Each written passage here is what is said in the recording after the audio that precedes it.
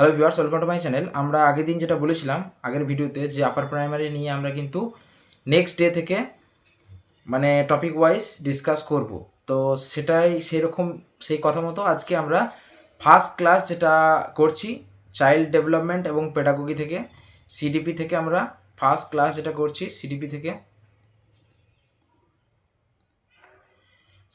আমরা first class আজ থেকে স্টার্ট করছি সিডিপি থেকে। ঠিক আছে, এটা সিডিপি চ্যাপ্টার 1 বলতে পারেন। এটা হচ্ছে সিডিপি চ্যাপ্টার 1।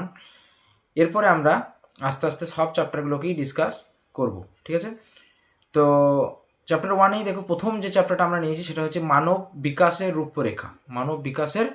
রূপরেখা, বৃদ্ধি, বিকাশ এবং মানব জীবনের যে মূল নীতিসমূহ সেইগুলো নিয়ে আমরা কিন্তু আজকে আমরা আলোচনা করব। তো প্রথমেই যেটা আসছে সেটা হচ্ছে যে, এবং এই টপিকটা ডিসকাস করার পরে যে টপিকটা আজকেই পড়াবো সেই টপিকের উপরই 30-40টা কোশ্চেন কিন্তু আজকে আমরা অবশ্যই করবো। তো ভিডিওটা অবশ্যই লাস্ট অবধি দেখবে আর একটু মনোযোগ সহকারে বোঝার চেষ্টা করবে কি আমরা বলতে চাইছি। ঠিক আছে, দেখুন প্রথমেই যেটা আমরা বুঝবো সেটা হচ্ছে মানুষের জীবন কিন্তু স্থিতিশীল নয়, মানুষের জীবন কিন্তু অবিরাম পরিবর্তনশীল। মানব জীবনের এই অবিরাম পরিবর্তনের যাত্রা নিখুঁতভাবে যদি বুঝতে হয় তাহলে আমাদের দুটো ধারণাকে আমাকে বুঝতে হবে। একটা হচ্ছে মেন যে জিনিস সেটা হচ্ছে বৃদ্ধি, আর একটা হচ্ছে আমাদের বিকাশ। এই দুটো জিনিসকে প্রথমত জানতে হবে যে মানুষের জীবন কিন্তু স্থিতিশীল নয়, অর্থাৎ একটা জায়গায় নির্দিষ্ট থাকে না, সব সময় সেটা কিন্তু পরিবর্তনশীল হচ্ছে। এই পরিবর্তনের যে যাত্রা, মানুষের যে পরিবর্তনশীল জীবনের যাত্রা, এটা ভালো করে বুঝতে গেলে আমাদের দুটো জিনিস জানতে হবে। একটা হচ্ছে বৃদ্ধি আর একটা হচ্ছে বিকাশ। বৃদ্ধি কী এবং বিকাশ কী?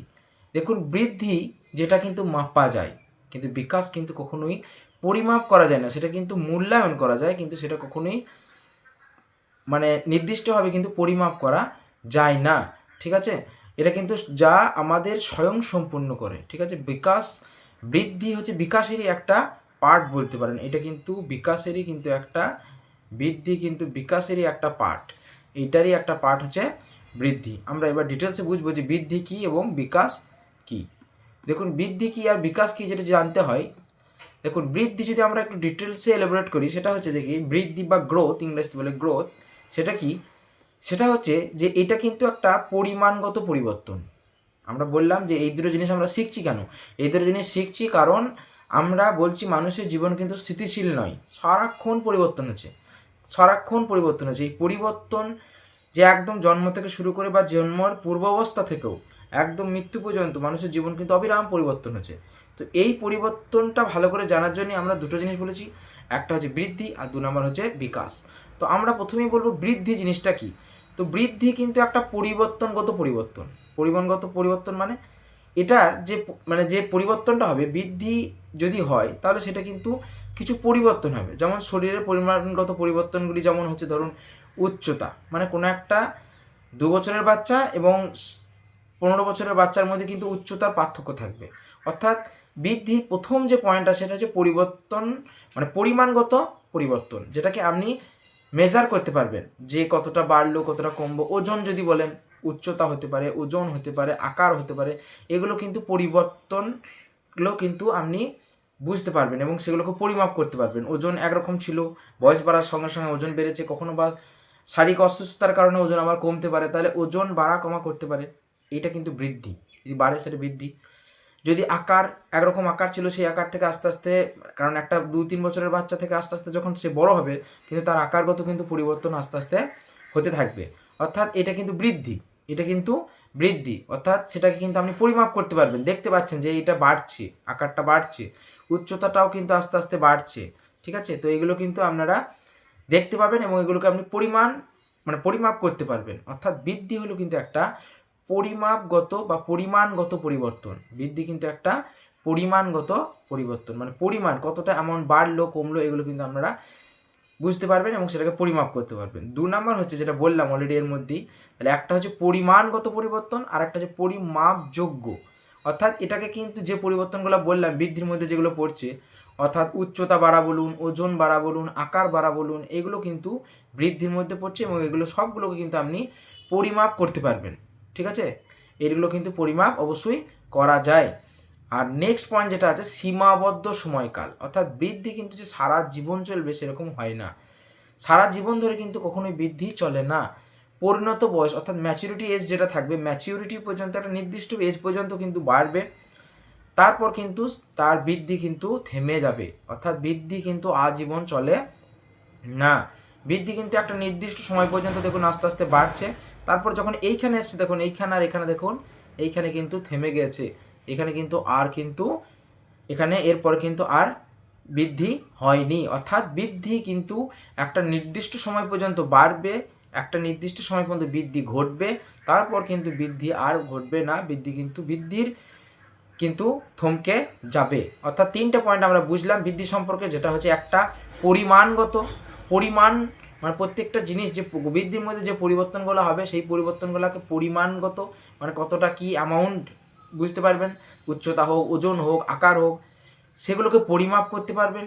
3 নাম্বার হচ্ছে এর কিন্তু কার্যকাল, বৃদ্ধির যে যে সময়কাল সেটা কিন্তু আজীবন নয়, সেটা কিন্তু নির্দিষ্ট সময় পর্যন্ত যাওয়ার পর কিন্তু অবশ্যই সেটা থেমে যাবে।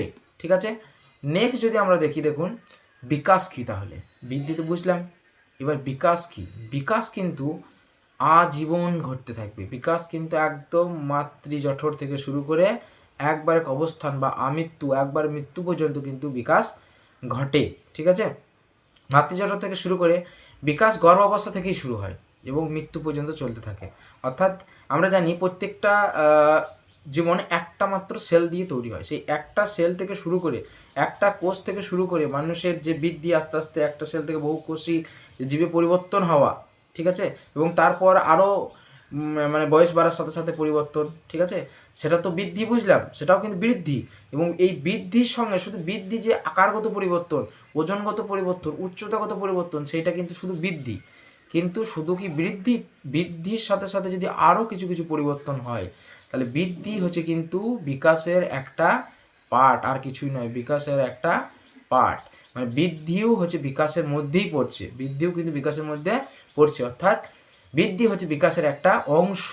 ঠিক আছে, তারপর দেখুন বিকাশ কিন্তু গর্ভাবস্থা থেকে শুরু হয় বললাম, কারণ আমি যদি বলি এটা যে একটা কোষের জীবন শুরু হয়, তারপর আস্তে আস্তে কোষ বাড়তে বাড়তে থাকছে, তখন আপনারা বলবেন স্যার এটা তো বৃদ্ধি না, এটা বৃদ্ধি তো অবশ্যই, কারণ আমরা তো বারবার বলছি যে বিকাশ বৃদ্ধি ছাড়া কিছুই নয়, বিকাশের মধ্যেই বৃদ্ধি আছে। মানে আমরা যদি এইটাকে পুরোটাকে বিকাশ বলি, তার মধ্যেই বৃদ্ধি আছে, এইটা হচ্ছে আপনার বৃদ্ধি, বোঝা গেল, এইটা বৃদ্ধি আর পুরোটা হচ্ছে বিকাশ, অর্থাৎ বিকাশের মধ্যেই একটা পার্ট হচ্ছে আপনার, বিকাশের মধ্যেই একটা পার্ট হচ্ছে আপনার বৃদ্ধি, বোঝা গেল। এবার নেক্সট যেটা বলছি দেখুন, নির্ভরশীলতা থেকে স্বনির্ভরতা, অর্থাৎ বিকাশে অন্যের উপর নির্ভরশীলতা থেকে আস্তে আস্তে নিজের পায়ে দাঁড়াবার যে ধারাবাহিকতার প্রক্রিয়া, সেটাই হচ্ছে বিকাশ। তার মধ্যে এটা কিন্তু অপরিবর্তনীয়, অর্থাৎ বিকাশ যদি পরিবর্তন, মানে বিকাশের পরিবর্তনগুলি তুলনামূলকভাবে কিন্তু স্থায়ী হয় এবং তা উল্টানো যায় না, অর্থাৎ রিভার্স করা যাবে না। এখানে একটা মনে হতে পারে যে অসুস্থতার কারণে যে বিকাশ, অসুস্থতার কারণে কি বিকাশ পরিবর্তন, বিকাশ নয়, মানে অসুস্থতার কারণে যে পরিবর্তন সেটা কি বিকাশ নয়? সেটা কিন্তু বিকাশ নয়, কারণ আমরা বলছি যে যদি বিকাশ উপর দিকে হয়ে গেল, সেখান থেকে আপনি কিন্তু আর রিভার্স আসতে পারবেন না। বিকাশ কিন্তু কখনোই পরিবর্তন বা রিভার্স করা যায় না। অসুস্থতার কারণে তার কিছু হতে পারে, তার ধরুন বিকাশ হয়েছিল, তার প্রচুর নলেজ গেইন করেছিল, কিন্তু সে অসুস্থতার কারণে হয়তো তার কিছু কিছু জিনিস স্মৃতিভ্রম হচ্ছে, সে কিছু মনে রাখতে পারছে না, ভুলে যাচ্ছে, শারীরিক মানে যেটা বৃদ্ধি, কারণ বললাম বৃদ্ধি তো বিকাশের মধ্যেই পড়ছে, তার বৃদ্ধির যদি কোনো কমতি হয় সেটাও বিকাশ কি এফেক্ট করবে। তাহলে বৃদ্ধিগতভাবে যদি বৃদ্ধির মধ্যে যে যে এলিমেন্টগুলো আছে তারাও যদি কোনো রকমভাবে মানে ক্ষতিগ্রস্ত হয় অসুস্থতার কারণে, তাহলে সেটা কিন্তু মানে বিকাশের কিন্তু কোনো রকম পরিবর্তন সেখানে হবে না। আমরা বলছি সেটা কিন্তু বৃদ্ধির পরিবর্তন বলতে পারেন, কিন্তু বিকাশের কিন্তু কোনো পরিবর্তন সেখানে হবে না। বিকাশ কিন্তু রিভার্সেবল নয়, এটা কিন্তু ইরিভার্সেবল। এবং একটা সবথেকে গুরুত্বপূর্ণ পয়েন্ট, বিকাশ কিন্তু সারা জীবন চলে, শুরু থেকে একদম শেষ অবধি কিন্তু পুরোপুরিভাবেই চলতে থাকবে। এটা হলো আমাদের বিকাশ, অর্থাৎ বৃদ্ধি হলো একটা ছোট পার্ট আর বিকাশ হলো বড়, এই বড় অংশটা হচ্ছে এইটা হচ্ছে আপনার বিকাশ আর এইটা হচ্ছে আপনার বৃদ্ধি, বোঝা গেল। নেক্সট যদি আমরা যাই, নেক্সট যেটা আছে দেখুন, যেটা হচ্ছে আমরা বৃদ্ধি আর বিকাশ যেটা বলে সেটা যদি একটু তুলনামূলকভাবে আলোচনা করে নিই। দেখুন বৃদ্ধি আর বিকাশের প্রকৃতি যদি যায়, প্রকৃতি বৃদ্ধি কিন্তু পরিমাণগত, যেটা আমরা আগেই বলেছি, এটা কিন্তু কোয়ান্টিটিভ অর্থাৎ পরিমাণগত। এটা কিন্তু আপনারা পরিমাণ বা পরিমাপ করতে পারবেন, পরিমাণ আছে, ওজন কতটা বাড়লো, উচ্চতা কতটা বাড়লো, এগুলো কিন্তু পরিমাণগত। বিকাশ কিন্তু পরিমাণ এবং গুণগত। কেন দুটোই বলছি? কারণ আমরা একটু আগে বুঝে এলাম যে বিকাশের মধ্যেই বৃদ্ধি থাকে। বৃদ্ধি মানে বৃদ্ধি বিকাশ ছাড়া কিছু নেই, বিকাশের মধ্যেই কিন্তু বৃদ্ধি থাকে। মানে বিকাশ হতে গেলে তার মধ্যে যদি বিকাশের মধ্যে 100টা পার্ট থাকে, তার মধ্যে 10টা হচ্ছে বৃদ্ধি। বোঝা গেল? মানে বৃদ্ধি হচ্ছে কিন্তু বিকাশেরই একটা অংশ। তাহলে বৃদ্ধি, যেহেতু বিকাশ হচ্ছে বৃদ্ধিরই অংশ, তাহলে বৃদ্ধি যদি পরিমাণগত হয়, তাহলে বিকাশকে পরিমাণগত হতে হবে এবং গুণগত। এইটাই আমরা পরবর্তী আরও যে আস্তে আস্তে আগাচ্ছি ক্লাস, দেখুন যে বিকাশের সঙ্গে বৃদ্ধির যে মেন ফ্যাক্টর পার্থক্যের, সেটা হচ্ছে এই গুণগত যে পরিবর্তন, সেটাও কিন্তু বিকাশের মধ্যে থাকে, যেটা বৃদ্ধির মধ্যে থাকে না। বৃদ্ধি শুধুমাত্র পরিমাণগত যে পরিবর্তনগুলো থাকে, ওজনের পরিবর্তন, আকারের পরিবর্তন, তারপর উচ্চতার পরিবর্তন, এইগুলো হচ্ছে বৃদ্ধি। কিন্তু তার সঙ্গে যদি কিছু তার গুণগত গুণ মানে বুঝি অনেক রকম গুণ হতে পারে, আমরা পরে আলোচনা করবো, দেখবেন অনেক রকম। সেটা ইমোশনাল হতে পারে, সেটা বুদ্ধিগত হতে পারে, অনেক রকম। তারপরে সৃজনশীল হতে পারে, অনেক রকম গুণ আছে, যে গুণগুলো কিন্তু যখন ইনক্লুড থাকবে, তখন সেটা কিন্তু সেই বৃদ্ধিটার মধ্যে যদি গুণগত পরিবর্তন ইনক্লুড হয়, তখন সেটাকে আমরা বলবো বিকাশ। 2 নম্বর যদি বলি পরিসর আমরা অলরেডি আলোচনা করেছি যে শুধুমাত্র শারীরিক দিকে সীমাবদ্ধ। বৃদ্ধি কিন্তু শুধুমাত্র শারীরিক দিকে কিন্তু সীমাবদ্ধ, কিন্তু বিকাশ কিন্তু শারীরিক দিকে সীমাবদ্ধ নয়। কারণ শারীরিক তো থাকবেই, কারণ আমি বলছি এর কাছে যেটা থাকবে বিকাশের কাছে সেটা বলতেই হবে, কারণ বিকাশের মধ্যেই একটা পার্ট হচ্ছে বৃদ্ধি।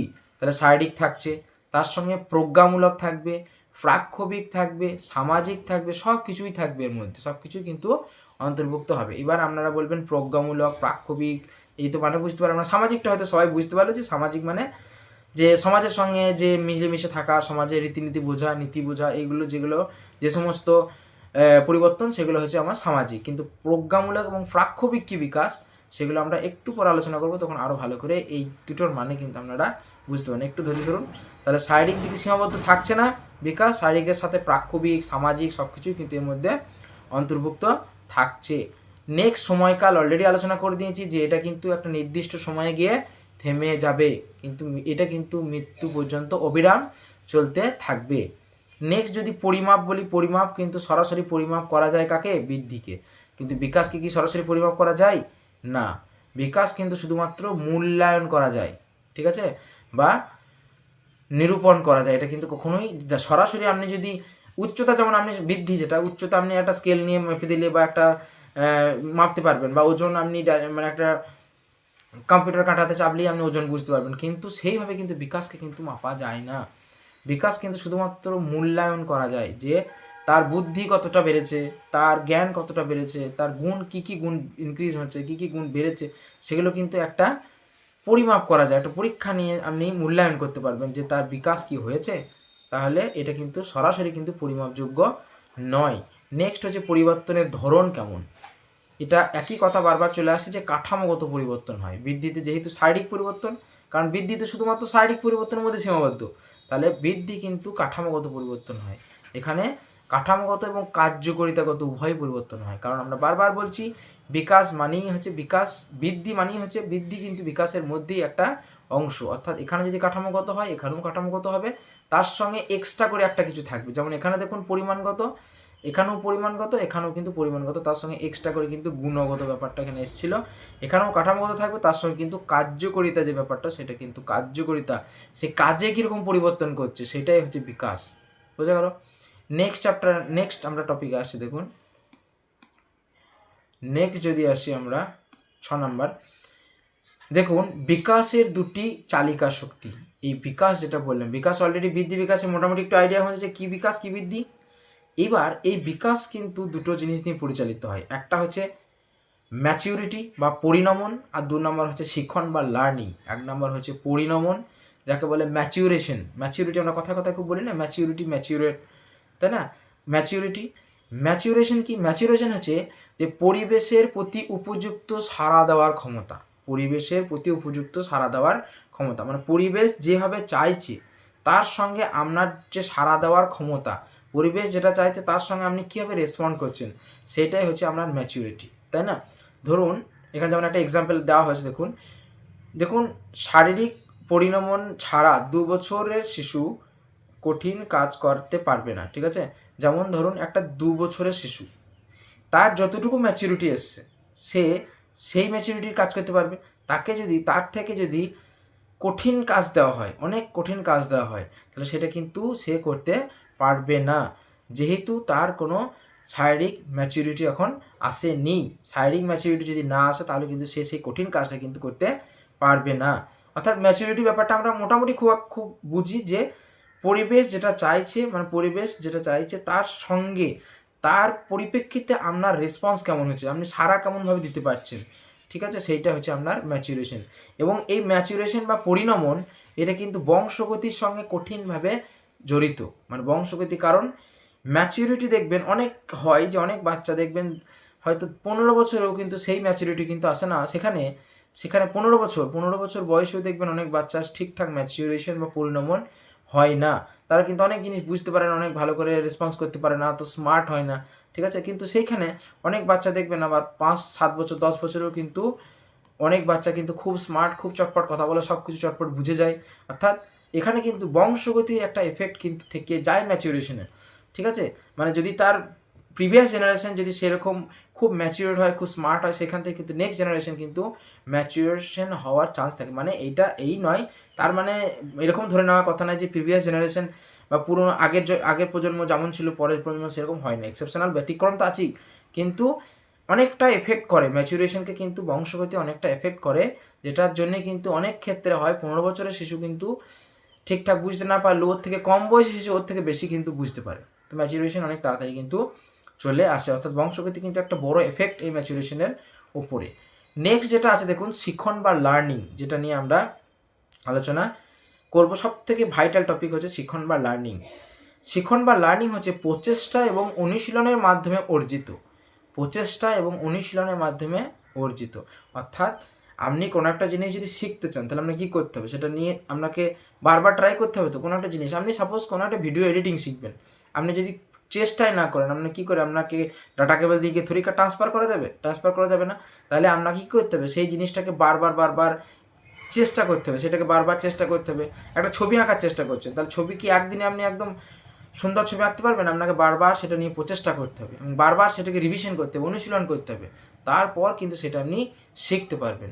অর্থাৎ শেখা জিনিসটা হচ্ছে প্রচেষ্টা এবং অনুশীলন, যেটা আমরা বারবার বলছি যে পড়ার ক্ষেত্রেও তাই, প্রচেষ্টা এবং অনুশীলন কিন্তু অবশ্যই দরকার, তারপরেই কিন্তু আপনার ঠিকঠাক লার্নিং পসিবল। অর্থাৎ লার্নিং বা শিখন হতে গেলে আপনার শিখন বা লার্নিং হচ্ছে প্রচেষ্টা এবং অনুশীলনের একটা মানে মাধ্যমে অর্জিত একটা ফল বলা যেতে পারে আমাদের এই লার্নিং। ঠিক আছে, আচরণের তুলনামূলক স্থায়ী এবং কাঙ্ক্ষিত পরিবর্তন। এবং লার্নিং ভাবুন, আপনি যদি এই প্রচেষ্টা এবং অনুশীলনের মাধ্যমে কোনো কিছু শিখে যান, সেটা কিন্তু স্থায়ী হবে। দেখবেন আপনি যদি কিছু একটা শিখেছেন, ছবি আঁকা শিখলেন, হয়তো কিছুদিন হয়তো প্র্যাকটিস না থাকলে খুব ভালো আঁকতে পারবেন না, তাই বলে কি সেই ছবি আঁকার যে দক্ষতা বা সেই যে শিখন সেটা কি আপনার হারিয়ে যাবে না, সেটা কিন্তু আপনার মধ্যে থেকেই যাবে।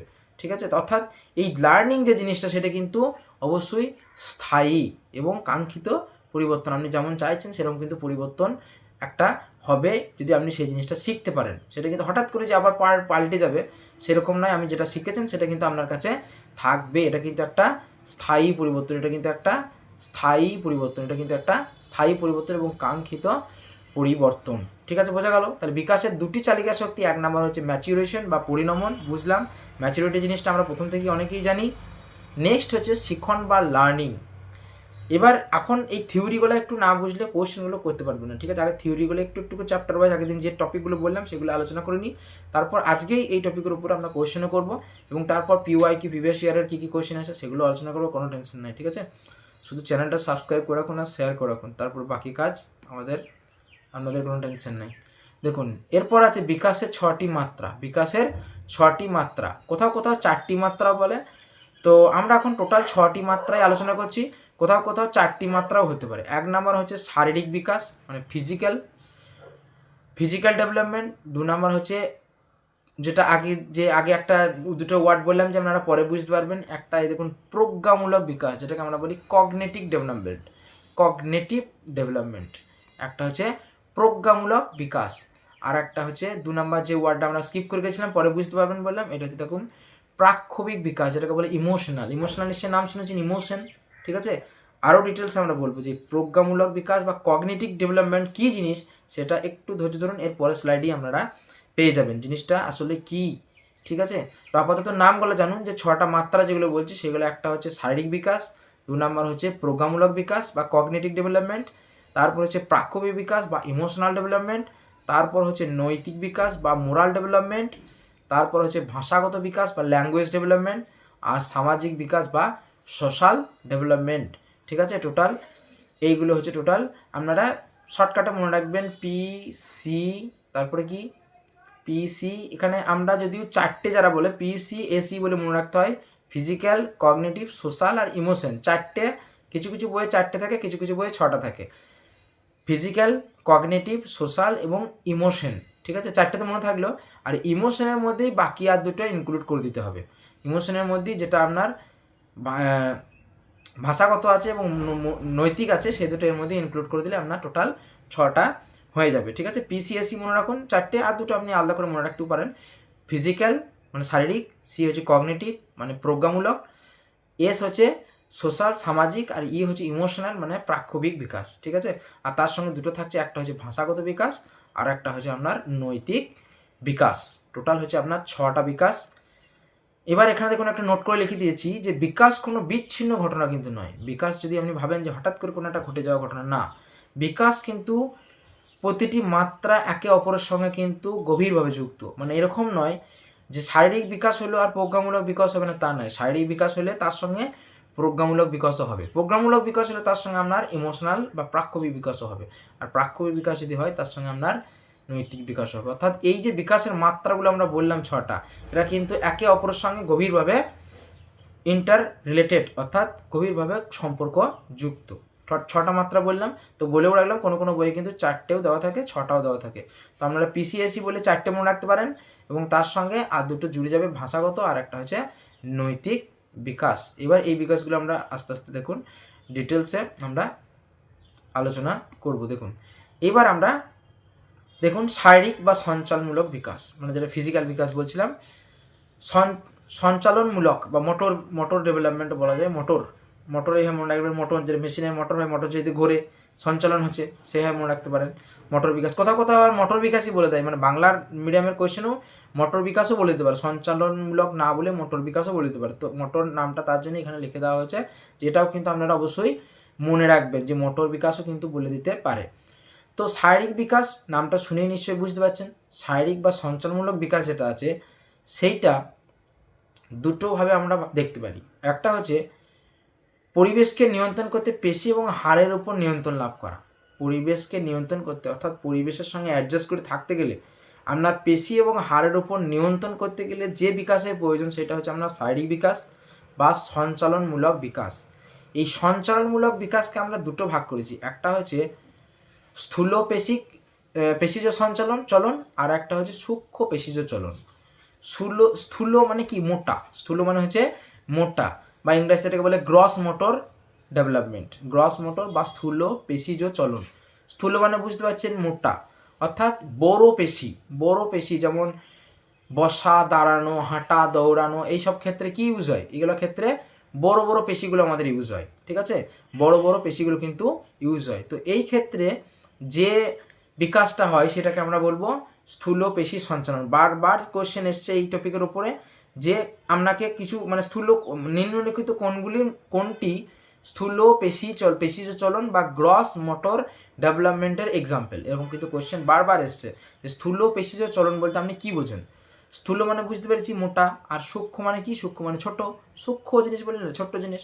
তাহলে স্থূল যদি বলি তার মানে মোটা, তার মানে যখন বসা, দৌড়ানো, ছোটা, অর্থাৎ গোটা শরীরের বড় বড় পেশিগুলো যখন ব্যবহার হবে তখন সেই সমস্ত ক্ষেত্রে যে সঞ্চালন যে সঞ্চালনমূলক বিকাশ হবে সেটা হচ্ছে আমার গ্রস মোটর বা স্থূলজ পেশিজ চলন। আর ফাইন মোটর বা সূক্ষ্ম পেশিজ চলন সেটা কখন, সেটা হচ্ছে যখন ছোট পেশির ব্যবহার হবে, যখন ছোট পেশির, বিশেষ করে যখন আমরা লিখি, এই যে পেনে আমি লিখছি, পেনটাকে তো আমি এভাবে ধরছি, তাই না, পেনটাকে যখন ধরছি তখন কিন্তু আমার দেখুন আঙুল, এটা ছোট পেশি, তো তাহলে আঙুলের কিন্তু আমার ব্যবহার লাগছে, এইটা হচ্ছে কিন্তু আমার সূক্ষ্ম পেশিজ চলন, এই পেনটা ধরতে গেলে যে চলন হচ্ছে সেটা কিন্তু আমার সূক্ষ্ম পেশিজ, অর্থাৎ এখানে কিন্তু ছোট পেশির আমার ব্যবহার হচ্ছে।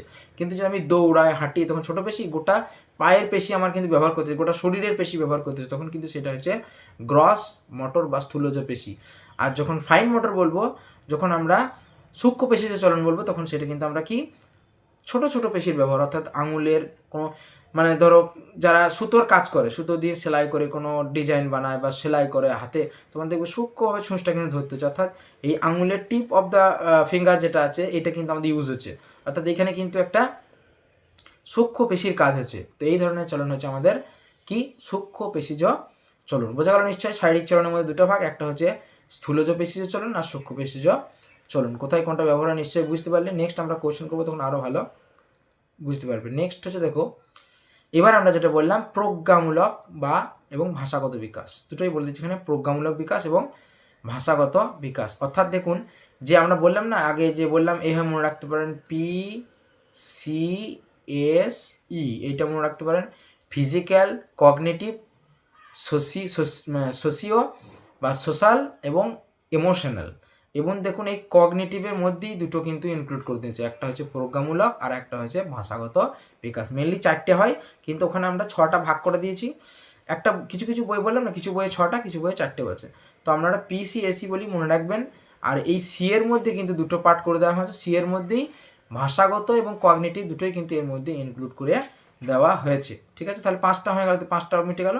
আর যেটা ইমোশনাল আছে ওখানে ইমোশনাল, আর আরেকটা যেটা আছে সেটা কিন্তু ওখানে ইমোশনালের সাথেই ইনক্লুড করে দেওয়া হচ্ছে। ঠিক আছে, বেশ। দেখুন প্রজ্ঞামূলক বিকাশ কি? প্রজ্ঞামূলক বিকাশ হচ্ছে যে আমাদের বুদ্ধিভিত্তিক ক্ষমতার বিকাশ। নিশ্চয়ই এবার বুঝতে পারলেন যে প্রজ্ঞা কথাটার মানে কি। আমরা তখন বলেছিলাম যে একটু ওয়েট করুন, নেক্সট আমরা কিন্তু প্রজ্ঞা মানে কি সেটা কিন্তু আমরা নেক্সট স্লাইডে বুঝে নেব। যে প্রজ্ঞামূলক বিকাশ বলতে যে আপনার বুদ্ধির যে বিকাশ হয়, বুদ্ধিগত বিকাশ, বুদ্ধিগত যে বিকাশ সেটা হচ্ছে আপনার কি বিকাশ? প্রজ্ঞামূলক বিকাশ। বুদ্ধির যে বিকাশ সেটা হচ্ছে আপনার প্রজ্ঞামূলক বিকাশ। ঠিক আছে, যেমন ধরুন চিন্তা করা, যুক্তি দেওয়া, হচ্ছে আমরা রিজনিং করি না কম্পিটিটিভ এক্সামে, রিজনিং ভাবি কি হবে, ভাবি। এবার এই ভাবার যে ডেভেলপ, মানে একটা বাচ্চা ছেলের যে ভাবনা যে লেভেল, তার থেকে তো যারা আর একটু বড় তারা আর একটু বেশি ভাবতে পারবে, অর্থাৎ আপনার এই প্রজ্ঞামূলক বিকাশ কিন্তু হয়েছে। বিকাশ মানে তো যে অবস্থায় ছিল প্রজ্ঞামূলক, প্রজ্ঞামূলক বিকাশ বলতে আমাদের বুদ্ধিভিত্তিক যে মানে ক্ষমতার যে বিকাশ, যে বুদ্ধি প্রয়োগ করার যে ক্ষমতার বিকাশ, সেটা হচ্ছে প্রজ্ঞামূলক বা কগনিটিভ ডেভেলপমেন্ট, যেটা আমরা আগেই বলেছিলাম যে কথাটা আপনাদেরকে বুঝিয়ে দেবো, একটু ওয়েট করুন।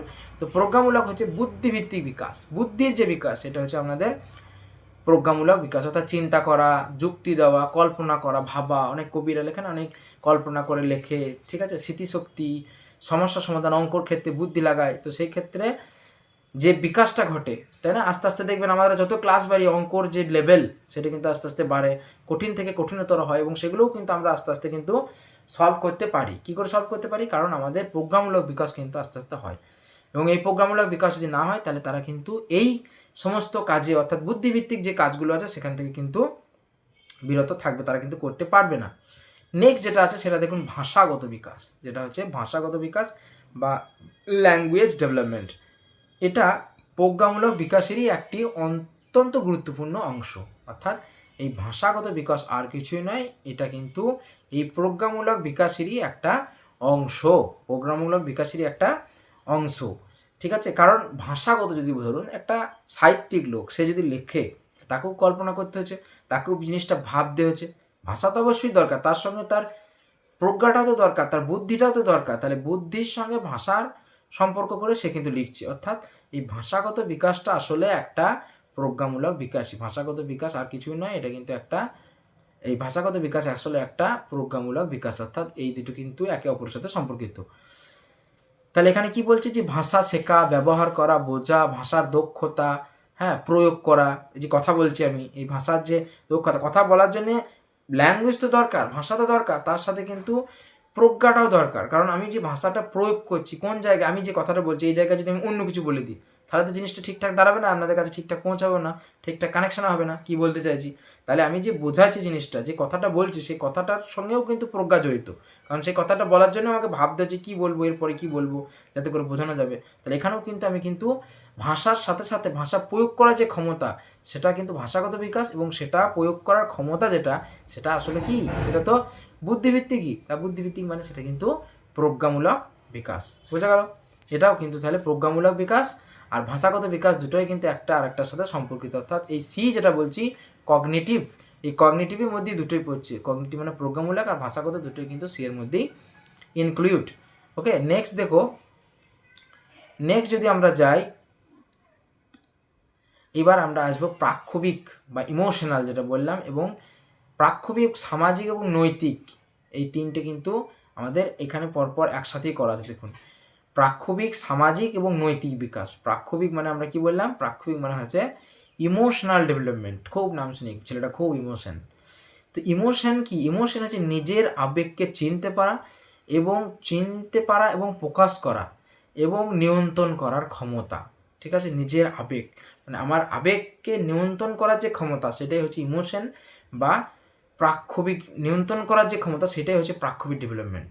মানে ঠিকঠাকভাবে আমার যে আবেগ, সেই আবেগকে বুঝে, মানে যা মাথায় এলো, যা রাগ হলো সঙ্গে সঙ্গে প্রকাশ করে দিলাম না, সেই রাগ কন্ট্রোল করা, সেটাই হচ্ছে সেই কন্ট্রোল করার ক্ষমতা যেটা, সেটাই হচ্ছে প্রাক্ষবিক বা ইমোশনাল ডেভেলপমেন্ট। ঠিক আছে, নিজের আবেগকে কন্ট্রোল করা, নিয়ন্ত্রণ করার যে ক্ষমতা, হ্যাঁ, নিয়ন্ত্রণ করার যে ক্ষমতা এবং চিনতে পারার যে ক্ষমতা, যে আমার এইরকম মানে জায়গাতে আমরা আছি, কি ইমোশনে আছি, কি আবেগ, সেই আবেগটাকে যদি সে বুঝতে পারে, তাহলে বুঝতে হবে তার প্রাক্ষবিক ডেভেলপমেন্ট কিন্তু হয়েছে। তার কিন্তু প্রাক্ষবিক ডেভেলপমেন্ট কিন্তু হয়েছে যদি তার এই জিনিসটা সে বুঝতে পারে। ঠিক আছে, তাহলে তখন বুঝবো আমরা যে তার প্রাক্ষবিক ডেভেলপমেন্ট হয়েছে। অর্থাৎ ইমোশনাল বা প্রাক্ষবিক ডেভেলপমেন্ট বলতে যেটা আমরা বুঝলাম, সেটা হচ্ছে নিজের যে আবেগ, সেই আবেগকে চিনতে পারা এবং সেই আবেগকে নিয়ন্ত্রণ করার যে ক্ষমতা, এবং সামাজিক বিকাশের একটা অংশ হিসাবে এটা ধরা যেতে পারে। কারণ সে যদি তার আবেগকে ঠিকঠাকভাবে ইউজ করতে পারে, ঠিকঠাক জায়গায় নিয়ন্ত্রণ করতে পারে এবং সেটা সমাজে প্রয়োগ করতে পারে, সেটা সমাজের অনেক কাজে কিন্তু আসবে। নেক্সট যেটা আছে সেটা হচ্ছে সামাজিক বা সোশ্যাল ডেভেলপমেন্ট। সমাজের যে সমস্ত নিয়ম আছে, মূল্যবোধ আছে, চাহিদা আছে, সাথে নিজেকে মানিয়ে নেওয়া। মানে কেউ যদি সমাজের, যেমন সমাজের সিস্টেম, যে নীতি, সমাজের একটা সিস্টেম আছে, মানে যে নিয়ম কানুন আছে, সেই নিয়ম কানুনের বাইরে তো আমরা করতে পারি না। যেটা নিয়ম আছে তার বাইরে আমরা কিন্তু কোনো কাজ করতে পারবো না। ঠিক আছে, তার বাইরে যদি কাজ করেন তাহলে তা কী বলবে, অ্যান্টি সোশ্যাল বলবে। মানে সে একটা অ্যান্টি সোশ্যাল তকমা পেয়ে যাবে, সে অসামাজিক, এই কথাটা বলবে, সে অসামাজিক। অর্থাৎ আপনাকে সামাজিক জীব যদি হতে হয়, সমাজের সঙ্গে যদি ঠিকঠাকভাবে সমাজে বসবাস করতে হয়, তাহলে সমাজের যে রুলস রেগুলেশন, নিয়ম কানুন আছে, সেই নিয়ম কানুনগুলো মেনে চলতে হবে। এবং সেই নিয়মকানুন মেনে চলার যে ক্ষমতা বা ক্ষমতা বৃদ্ধি হওয়া, সেটাকেই বলে সামাজিক বিকাশ। হয়েছে, তাই এই সামাজিক বিকাশ যদি হয়, তবেই আপনি সমাজে ঠিকঠাকভাবে সুস্থভাবে কিন্তু সমাজের সঙ্গে সম্পর্ক বজায় রেখে থাকতে পারবেন। নেক্সট হচ্ছে নৈতিক বা মোরাল ডেভেলপমেন্ট। মোরাল আমরা প্রত্যেকটা গল্প শেষে একটা পড়ি না, মোরাল অফ দ্য স্টোরি। এটা হচ্ছে নৈতিক। কি বুঝলাম, নৈতিকতা কি আছে? নৈতিকতা বলতে সামাজিক বিকাশের এটি একটা অংশ, সামাজিক বিকাশের একটা অংশ। কারণ সামাজিক রুল রেগুলেশন আপনি যদি মেনে চলেন, তবেই আপনার নৈতিকতা আপনার মধ্যে আসবে। সঠিক এবং ভুলের মধ্যে পার্থক্য নিয়ন্ত্রণ করা হয়েছে, এবং সিদ্ধান্ত নেওয়া, মানে এটা যে ঠিক না এটা ভুল, সেটা যদি আপনি বোঝেন, তবেই আপনার কিন্তু নৈতিক জ্ঞান আসবে। আপনি সমাজের যে সমস্ত জিনিস আছে, মানে নৈতিকতা বলতে কি, ধরুন সমাজে অনেক জিনিস আছে, তো সমাজের যে জিনিসটা আপনি যদি মনে করেন যে এটা ঠিক, তো ঠিক। যদি মনে করেন যে এই জিনিসটা না ঠিক, এটা হওয়া উচিত নয়, তাহলে সেই সম্পর্কে যখন আপনি বক্তব্য পেশ করছেন যে এই জিনিসটা সমাজে থাকা ঠিক নয়, এটা পরিবর্তন করা উচিত, তার মানে আপনার নৈতিক বা মোরাল ডেভেলপমেন্ট হয়েছে। অর্থাৎ সমাজের যে সমস্ত নিয়ম কানুন, রীতি নিয়ম আছে, তাই সেইগুলোর ঠিক ভুল বোঝা এবং তার একটা সিদ্ধান্তে উপনীত হওয়া যে না, এই সমাজে এই জিনিসটা চলা উচিত নয়, আপনার এটা পরিবর্তন হওয়া উচিত, তখন সেইটা হচ্ছে আপনার নৈতিক বা মোরাল ডেভেলপমেন্ট। বোঝা গেল? তাহলে এগুলো দেখুন, পরপর আমরা প্রথমেই বলেছি বিকাশে প্রত্যেকটি মাত্রা যারা আছে, তারা সবাই একে অপরের সাথে কিন্তু সম্পর্কিত। এখানেও দেখুন যে প্রাক্ষবিক, সামাজিক, নৈতিক সবাই কিন্তু একে অপরের সঙ্গে। নৈতিক বলতে গেলে সমাজ চলে আসছে, প্রাক্ষবিক বলতে গেলে সমাজ চলে আসছে। কারণ বললাম কি, প্রাক্ষবিক যদি কারো বৃদ্ধি হয়, বিকাশ হয়, তাহলে তার কিন্তু সমাজের বিকাশের ক্ষেত্রে এটা কিন্তু এটি সমাজ বিকাশের কিন্তু একটা বড় অংশ, তাই না? তাহলে সবাই কিন্তু একটা আরেকটার সাথে সম্পর্কিত। টার্মগুলো নিশ্চয়ই বুঝতে পারলেন এবার, পাক্ষবিক কী, সামাজিক কী, নৈতিক কী, ঠিক আছে? টার্মগুলো জানলেই হবে, তাহলেই আপনার কোশ্চেন আরামসে করতে পারা যাবে। টার্মগুলো, ব্যাপারগুলো বুঝতে হবে। নেক্সট দেখুন, আমরা মাত্রা সবগুলো কমপ্লিট করলাম। এবার বিকাশের 5টা পর্যায়, বিকাশের 5টা পর্যায় মানে এজ অনুযায়ী, মানে আমাদের জন্মাবস্থা বা জন্মের আগে থেকে শুরু করে একদম মৃত্যু পর্যন্ত টোটাল যে লাইফ স্প্যান, যেটা যে জীবনকাল, সেই জীবনকালটাকে আমরা 5টা পর্যায়ে ভাগ করি। আমরা টোটাল 5টা পর্যায়ে ভাগ করি, ঠিক আছে? প্রথম পর্যায়ে যেটা হচ্ছে সেটা হচ্ছে প্রাক জন্ম বা প্রাক জন্মকাল, ঠিক আছে? এটা জন্মের 9 মাস আগে, জন্মের 9 মাস আগে এটা হচ্ছে প্রাক জন্মকাল। তারপর হচ্ছে শৈশব, শৈশব মানে হচ্ছে ইনফ্যান্সি, এটা হচ্ছে জন্ম থেকে শুরু করে 2 বছর অবধি, জন্ম থেকে শুরু করে 2 বছর অবধি। 5টা পর্যায়ে দেখে নেন। প্রথম হচ্ছে প্রাক জন্ম স্তর, অর্থাৎ জন্মের আগে, অর্থাৎ গর্ভ অবস্থায় থাকাকালীন যে স্তর সেটাকে আমরা বলছি প্রাক জন্ম স্তর, আছে? নেক্সট যেটার মানে টাইম টেবিল টাইম কতটা, 0 মাস থেকে 9 মাস, মানে 9 মাস আগে পর্যন্ত, জন্মের 9 মাস আগে পর্যন্ত যে টাইমটা চলছে সেটা হচ্ছে আপনার প্রাক জন্মস্তর। তারপর হচ্ছে দেখুন শৈশব, অর্থাৎ জন্ম থেকে শুরু করে 2 বছর অবধি, সেটা হচ্ছে শৈশব। নেক্সট হচ্ছে দেখুন প্রারম্ভিক বাল্যকাল, অর্থাৎ আর্লি চাইল্ডহুড। আর্লি চাইল্ডহুড হচ্ছে 2 থেকে 6 বছর, 2 থেকে, এই টাইমগুলো মনে রাখতে হবে, এই টাইমগুলো মনে রাখতে হবে। পরবর্তীকালে আমরা নেক্সট চ্যাপ্টার যখন পড়বো, আরও অনেক যেগুলো আমরা সাইকোলজিস্ট আছে যেগুলো, তাদের অনুযায়ী এইগুলো কিন্তু আবার তারা তাদের মতন করে নাম মানে ভাগ করেছে এবং এজগুলো ডিফারেন্স করেছে, কিন্তু জেনারেলি এইটা করা হয়েছে, মানে যেটা জেনারেলি যেটা আছে সেটা এইটা, এবং তারপরে সেগুলো ভাগ করলে একটা অ্যাডজাস্ট করে নেওয়া যাবে, মানে তাদের নিজস্ব মতবাদ অনুযায়ী তারা ভাগ করেছে, সেগুলো আমরা পরবর্তী চ্যাপ্টারে আলোচনা করব।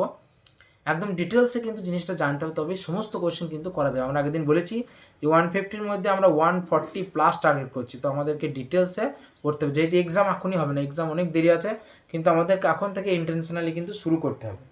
বোঝা গেল কী বললাম?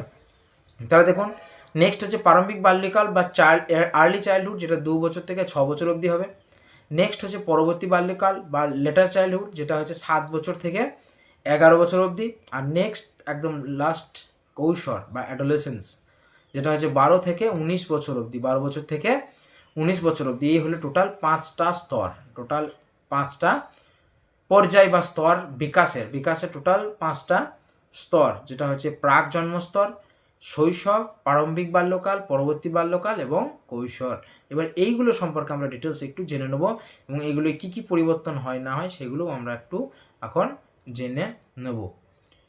নেক্সট দেখো, এবার আমরা একটা একটা করে এই যে পর্যায়গুলো বললাম, পর্যায়গুলো দেখে নিই। প্রথমে দেখুন প্রাক জন্মস্তর, যেটা বললাম প্রাক জন্মস্তর, যেটা জন্মের 9 মাস আগে পর্যন্ত, সেটা নিয়ে আমরা খুব একটা আলোচনা করি, কারণ সেটা খুব গুরুত্বপূর্ণ কিন্তু নয়, বা সেখানে যে বিকাশ ঘটে সেইগুলো কিন্তু লক্ষণীয় নয় আমাদের কাছে, সেহেতু মানে আমরা যেহেতু সেইগুলোকে অবজার্ভও করতে পারি না, তো সেহেতু বিকজ এটা তো গর্ভাবস্থায় হয়, তো সেহেতু সেই জায়গাটা নিয়ে আমাদের পড়ার আলোচনার বিষয়বস্তু নয়। তো আমরা জন্মের পর থেকেই কিন্তু যে স্টেজগুলো আছে বা পর্যায়গুলো আছে সেগুলো নিয়ে আমরা আলোচনা করছি। তো প্রথমেই যেটা ছিল শৈশব বা ইনফ্যান্সি, 0 থেকে 2 বছরের মধ্যে। এখানে দেখুন একটা হাইলাইট করে লিখে দিচ্ছি যে এই প্রত্যেকটা যে স্টেজ আছে বা পর্যায় আছে, এই স্টেজের একটা করে হাইলাইটেড আছে। এটা হচ্ছে ইন্দ্রিয় হলো শিক্ষক, অর্থাৎ এই যে সময়কাল বা এই যে বয়স, এই বয়সে শিশু কিন্তু ইন্দ্রিয়র সাহায্যেই সব কিছু বোঝে, অর্থাৎ এই সময় সেন্সেস আর দ্য টিচার্স, মানে এখানে কিন্তু ইন্দ্রিয়, আমাদের পঞ্চ ইন্দ্রিয় আছে, এই ইন্দ্রিয়র মাধ্যমেই কিন্তু এরা কিন্তু সবসময় শেখে, এই ইন্দ্রিয়র মাধ্যমেই কিন্তু শেখে। আমরা যে পঞ্চ ইন্দ্রিয় জানি, তো পঞ্চ ইন্দ্রিয় 5টা ইন্দ্রিয়, সেই 5টা ইন্দ্রিয়র সাহায্যেই কিন্তু শিশু এই টাইমে কিন্তু শেখে, অর্থাৎ ইন্দ্রিয় হলো কিন্তু এই টাইমের শিক্ষক, ঠিক আছে? এটার একটা মানে হাইলাইটেড টপিক, মানে এই বয়সকালের একটা মুখ্য জিনিস আমরা এইভাবে বক্স করে লিখে দিয়েছি। 2 নম্বর পয়েন্ট দেখুন, নির্ভরশীল অবস্থা থেকে সক্রিয় শিশুতে রূপান্তর। নির্ভরশীল অবস্থা, কারণ 0 থেকে 2 বছর প্রথম কিন্তু বাচ্চারা হাঁটতে পারে না, কিন্তু আস্তে আস্তে সক্রিয় শিশুতে পরিণত হয়। দেখবেন এই যে শৈশবকালের শেষের দিক, যেটা বা 1-1.5 বছর পর থেকে 2 বছর অবধি, এই টাইমে কিন্তু তারা কিন্তু হালকা, সবার ক্ষেত্রে নয়, কিছু কিছু জনের কিন্তু ব্যতিক্রমী হয়ে যায়, কিন্তু ম্যাক্সিমাম কিন্তু হাঁটতে শুরু করে। অর্থাৎ নির্ভরশীল অবস্থা, প্রথম কিন্তু কারোর উপর নির্ভরশীল করে চলতে হয়, কারো কোলে হাঁটতে হয়, কারো দ্বারা হাঁটাচলা করতে হয়, কিন্তু শেষমেশ কিন্তু লাস্টের দিকে কিন্তু তারা কিন্তু সক্রিয় শিশুতে রূপান্তরিত হয়, অর্থাৎ নিজের পায়ে হাঁটতে শুরু করে। 2 নম্বর হচ্ছে হামাগুড়ি দেওয়া এবং হাঁটা শেখা হয়, এইটা আমি বললাম যেটা। 3 নম্বর পয়েন্ট হচ্ছে, এবার কি এই পয়েন্টগুলো মনে রাখবেন, আপনাদের কোনো একটা পয়েন্ট তুলে দেবে তো দিয়ে বলবে এটা কোন স্টেজের, এটা কোন স্টেজে, কোন স্তরের, শৈশবকাল, প্রারম্ভিক বাল্যকাল, বা পরবর্তী বাল্যকাল, না কিশোর অবস্থা, সেটা কিন্তু আপনাদেরকে জিজ্ঞাসা করবে। ঠিক আছে, দেখুন শারীরিক বৃদ্ধি হার এই সময় সব থেকে বেশি, অবশ্যই শৈশবকাল মানে 0 থেকে 2 বছর বয়সের মধ্যে শিশুর শারীরিক যে বৃদ্ধি সেটা সব থেকে বেশি হয় এই টাইমে, সব থেকে বেশি বৃদ্ধি হয় এই টাইমে, শারীরিক বৃদ্ধি কিন্তু সব থেকে বেশি হয় এই টাইমে। এবং ভাষার বিকাশ কিন্তু শুরু হয় প্রথম দেখবে বাবা মা এরকম কিছু কিছু সিঙ্গেল ওয়ার্ড বলে কিন্তু সে ভাষা কিন্তু এই টাইমে কিছুটা হলেও কিন্তু শুরু করে, ভাষা শিক্ষা কিন্তু শুরু হয়, অতটা বেশি শুরু না হলেও কিন্তু ভাষা শিক্ষা শুরু হয়। দেখবেন 2-4টে কথা বলতে শুরু করবে, 2-4টে আ মানে সিঙ্গেল কিছু মানে কথাবার্তার মাধ্যমে সে কিন্তু ভাষা শেখা কিন্তু শুরু করে। কিন্তু এখানে সব থেকে বেশি যেটা হয় সেটা হচ্ছে কি, এই টাইমে কিন্তু বৃদ্ধি সব থেকে বেশি হয়, এবং বৃদ্ধি সম্পর্কে আমরা খুব ভালো করে জেনে এসেছি, বৃদ্ধি হচ্ছে বিকাশেরই একটা অংশ, বৃদ্ধি যত বেশি হবে বিকাশও তত বেশি হবে, কারণ বিকাশ বৃদ্ধিকে বাদ দিয়ে কখনোই নয়, বিকাশের মধ্যেই কিন্তু বৃদ্ধি আছে। ঠিক আছে, বেশ, নেক্সট যেটা আছে দেখুন প্রারম্ভিক বাল্যকাল, পরবর্তী পর্যায়ে যেটা আছে 2 থেকে 6 বছর, এই টাইমে প্রাক বিদ্যালয় বয়স, অর্থাৎ এটাকে বলতে পারি আমরা প্রাক বিদ্যালয় বয়স, এই সময় কিন্তু বিদ্যালয়ে যাওয়ার ঠিক আগের বয়স হচ্ছে এই টাইম। 6 বছর পরে কিন্তু তারা স্কুল চলে যাবে, কিন্তু স্কুলের এখন যদিও 6 বছর আগে স্কুল চলে যাচ্ছে, যে এলকেজি নার্সারি এলকেজি ইউকেজি যেগুলো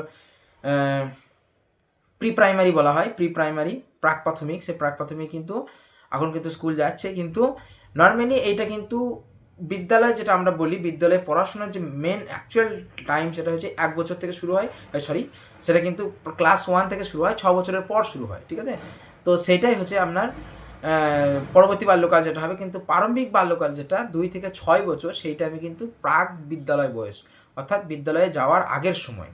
ঠিক আছে, এটা কিন্তু খেলনার বয়স, এই টাইমে কিন্তু টয় এজও বলা হয়, এই টাইমকে সবসময় কিন্তু বাচ্চারা খেলনার সঙ্গে থাকতে ভালো করে, এবং শিশুরা আত্মকেন্দ্রিক হয়, আত্মকেন্দ্রিক বলতে তারা নিজের মানে সেলফ সেন্টার্ড আর কি, আত্মকেন্দ্রিক এগোসেন্ট্রিক হয়, মানে তারা যেটা বুঝবে সেটাই ঠিক, তারা যেটা বুঝবে সেটাই ঠিক, তারা কিন্তু মানে নিজেরটাই বুঝবে আর কি। মানে কোনো একটা যদি ধরুন কোনো একটা বাচ্চার কোনো একটা খেলনা ভেঙে গেছে বা খেলনা আনতে হবে, তো তার গার্জেন যে সিচুয়েশন থেকে খুব খারাপ কিছু পরিস্থিতি থেকে ধরুন বাড়িতে ফিরলো, কিন্তু সে বাচ্চারা কিন্তু সেসব বুঝবে না, সে কিন্তু সেই খেলনাটা নিয়েই বলবে যে সে আমার খেলনাটা কোথায় গেল, সে খেলনাটা কোথায় আছে, আমার খেলনাটা আসেনি কেন, সে কিন্তু সেইটা নিয়ে কিন্তু মানে আবদার করতে থাকবে, কারণ সে কিন্তু এই টাইমে আত্মকেন্দ্রিক, অর্থাৎ তার জিনিসটাই বুঝবে, ইগোসেন্ট্রিক, সে কিন্তু তার জিনিস ছাড়া বাকি জিনিস কিছু বুঝবেই না, মানে বাকি কী পরিস্থিতিতে আছে বা তার গার্জেন কী পরিস্থিতি থেকে এলো সে কিন্তু তখন ওসব কিছু বোঝে না, সে কিন্তু আত্মকেন্দ্রিক, মানে তারটাই বুঝবে, ওর যেহেতু খেলনাটা দরকার ওর খেলনাটাই দরকার, ও কিন্তু ওইটা নিয়েই কথা বলতে যাবে,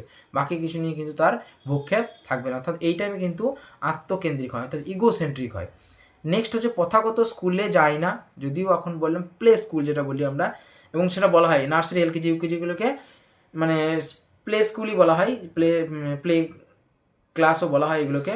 ঠিক আছে, খেলার যে ক্লাস, এগুলো নার্সারি এলকেজি ইউকেজিতে খুব একটা পড়াশোনা করানো হয় না। ঠিক আছে, এগুলো কিন্তু কি, এগুলো হচ্ছে আপনার প্লে স্কুল, এই টাইমে কিন্তু প্লে স্কুলে যায়। ভাষা বিকাশের জন্য এটা কিন্তু অত্যন্ত সংবেদনশীল, এখানে দেখুন ভাষা বিকাশ যা স্টার্ট করেছিল, কিন্তু এখানে কিন্তু ভাষা বিকাশ কিন্তু প্রচুর ইম্পর্টেন্ট একটা জায়গা হচ্ছে, এখানে ভাষা বিকাশ জন্য খুবই এটা সেন্সিটিভ জায়গা, এখানে কিন্তু ভাষা বিকাশ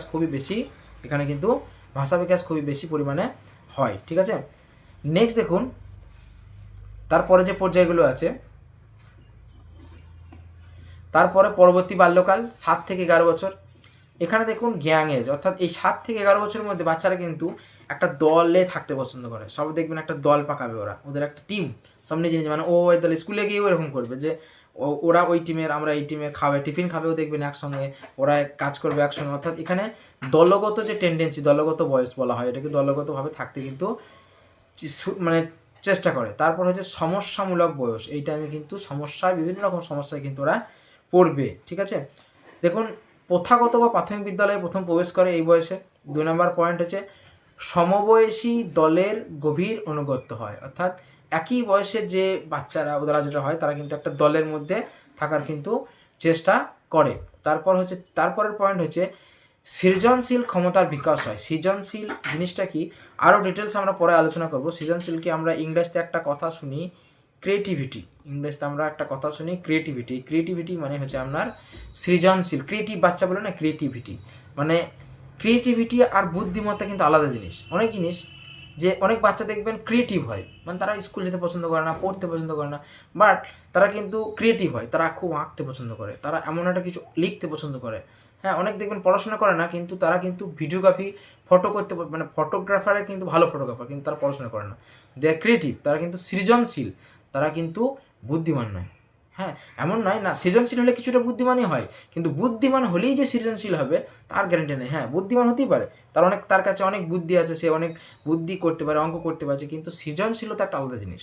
সৃজনশীলতা একটা আলাদা জিনিস, ঠিক আছে। সৃজনশীলতা হচ্ছে সে একটা নির্দিষ্ট টপিকের উপর তার ইন্টারেস্ট থাকবে, সেইটা সে খুব ভালো করে করতে হবে, সে একটা আলাদা রকমভাবে সেটাকে উপস্থাপন করতে হবে, সেটা হচ্ছে তার সেই যে বুদ্ধি, সেটা হচ্ছে তার সৃজনশীলতা। অর্থাৎ এই বয়সে কিন্তু সৃজনশীল ক্ষমতার কিন্তু বিকাশ শুরু হয়। নিশ্চয়ই সৃজনশীলতার ব্যাপারটা বুঝলেন, পরে আমরা পরবর্তী টপিক যখন আসবে সৃজনশীলটা আরও ভালো করে আমরা আলোচনা করব, ঠিক আছে। নেক্সট দেখুন কৈশোর, যেটা 11 থেকে 19 বছর, এটা পরিচয় সংকট, এই টাইমে আইডেন্টিটি ক্রাইসিসের টাইম, এটা ঝড়ঝঞ্ঝার সময়কালও বলা হয়। আছে স্ট্যানলি হল বলে একজন সাইকোলজিস্ট এই টাইমকে কৈশোর হলো একটা ঝড় ঝঞ্ঝার সময় বলেছেন। তো এটা প্রশ্ন আসতে পারে যে ঝড় ঝঞ্ঝার কাল কোন, মানে মানুষ মানে বিকাশের কোন স্তরকে ঝড় ঝঞ্ঝার স্তর বলা হয়, সেটা হচ্ছে কৈশোর বা অ্যাডোলেসেন্ট, 12 থেকে যেটা 19 বছর পর্যন্ত যার এক্সপানশন, ঠিক আছে। এবং এটা পরিচয় আইডেন্টিটি ক্রাইসিস, মানে এই টাইমে কিন্তু বাচ্চারা কিন্তু নিজের পরিচয় সংকটে কিন্তু ভোগে, ঠিক আছে। তারা কিন্তু সমাজের কাছে নিজেদের কি পরিচয় সেটা কিন্তু তারা সংকটে কিন্তু ভোগে।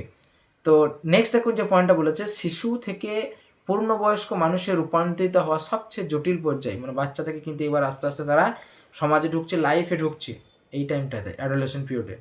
নেক্সট হচ্ছে বিমূর্ত এবং যৌক্তিক চিন্তাকতার বিকাশ। বিমূর্ত চিন্তাভাবনা মানে অ্যাবস্ট্রাক্ট চিন্তাভাবনা, মানে মূর্ত চিন্তা মানে বিমূর্ত মানে হচ্ছে যেটার কি মানে একটা অন্যরকমভাবে ভাবা, বিমূর্ত। যেমন আমাদের অঙ্ক কিন্তু একটা বিমূর্ত, অঙ্ক হচ্ছে কিন্তু একটা বিমূর্ত জিনিস।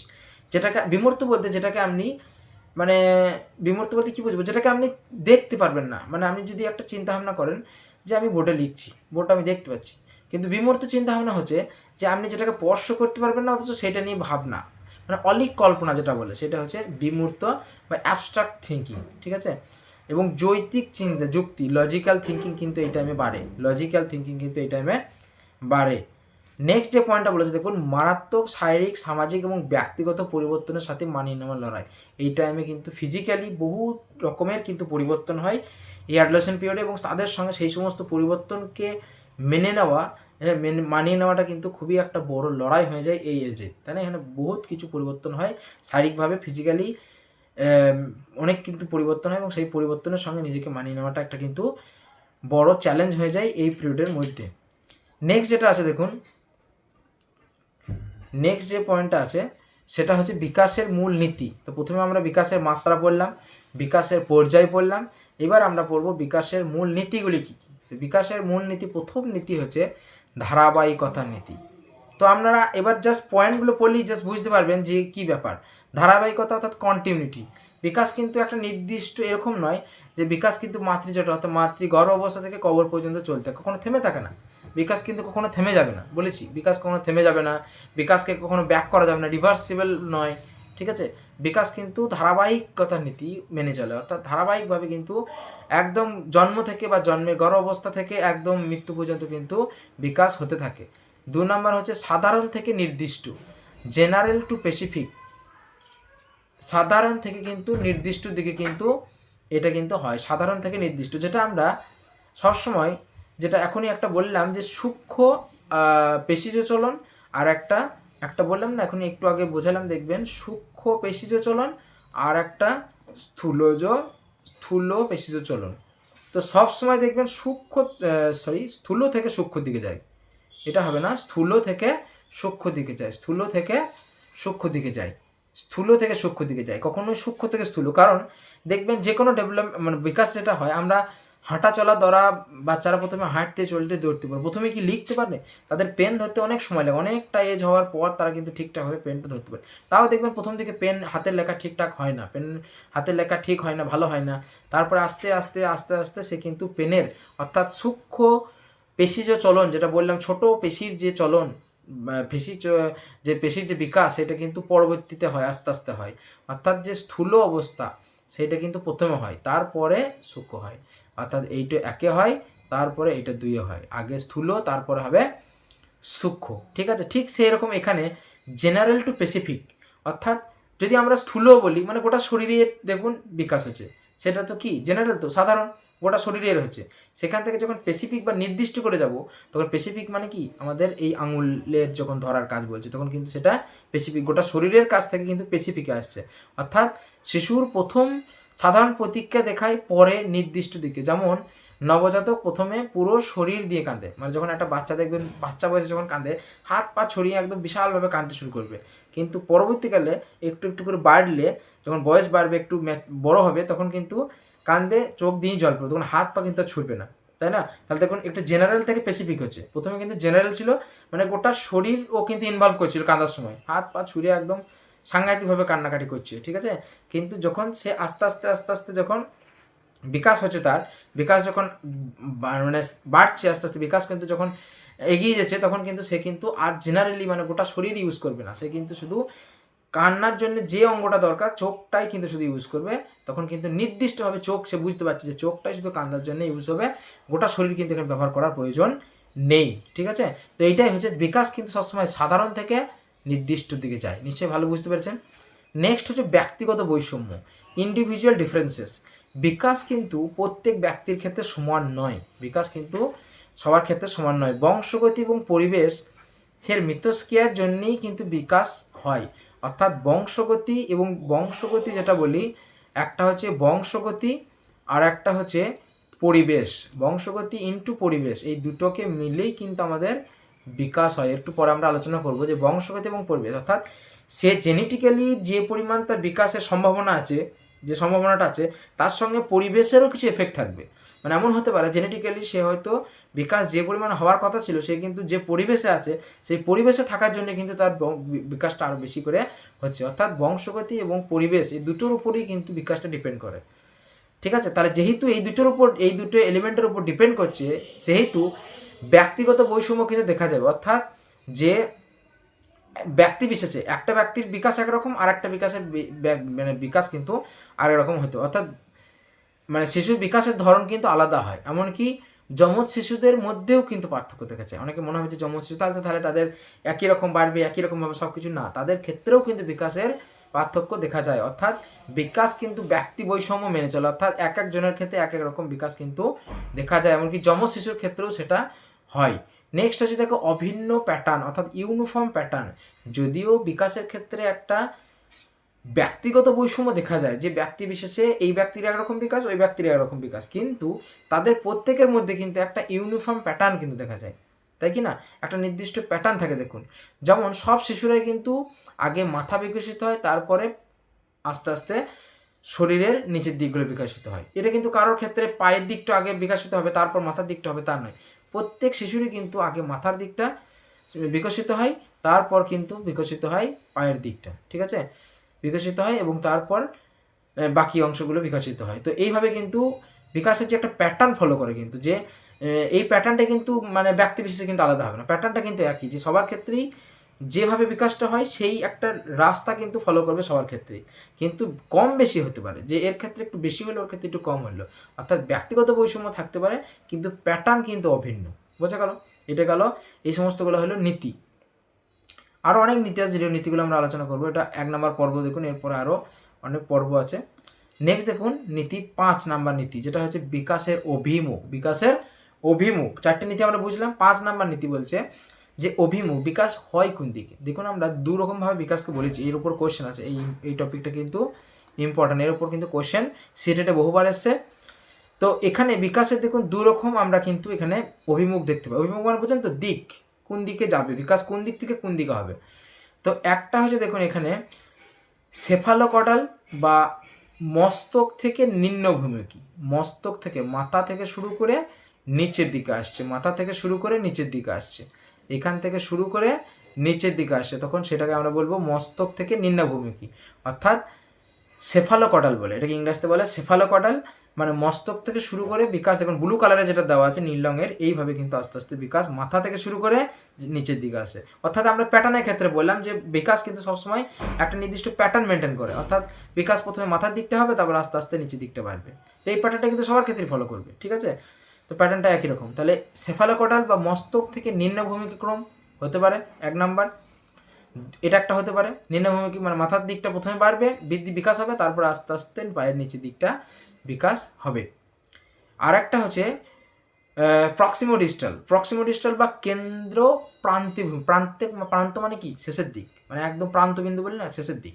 তো কেন্দ্র থেকে প্রান্তর দিকে, কেন্দ্র থেকে শুরু করবে, এখানে কেন্দ্র থেকে শুরু করলো, দিয়ে দেখুন এই যে অরেঞ্জ কালার দেওয়া আছে, আস্তে আস্তে এইভাবে চারিদিকে, অর্থাৎ কেন্দ্র থেকে শুরু করে চারিদিকে এইভাবে ছড়িয়ে পড়বে, কেন্দ্র থেকে শুরু করে চারিদিকে কিন্তু ছড়িয়ে পড়বে। এরকমভাবে যখন হবে সেটাকে বলবো প্রক্সিমোডিস্টাল বা কেন্দ্র থেকে প্রান্তর দিকে, কেন্দ্র থেকে যখন প্রান্তর দিকে যাবে তখন সেটাকে আমরা বলবো প্রক্সিমোডিস্টাল বা কেন্দ্র থেকে প্রান্তভিমুখী বিকাশ। অর্থাৎ বিকাশের অভিমুখ আমরা দুরকম হতে পারে, একটা হচ্ছে মাথা থেকে নিচের দিকে, মস্তক থেকে নিম্নভূমিমুখী বা সেফালোকডাল, আর একটা প্রক্সিমোডিস্টাল বা কেন্দ্র থেকে প্রান্তর দিকে। কিন্তু এই দুরকম বিকাশ কিন্তু আমাদের মানে বিকাশের দুরকম অভিমুখ হতে পারে, একটা হচ্ছে মাথা থেকে নিচের দিকে, আর একটা হচ্ছে কেন্দ্র থেকে চারিদিকে, এটা কিন্তু হতে পারে।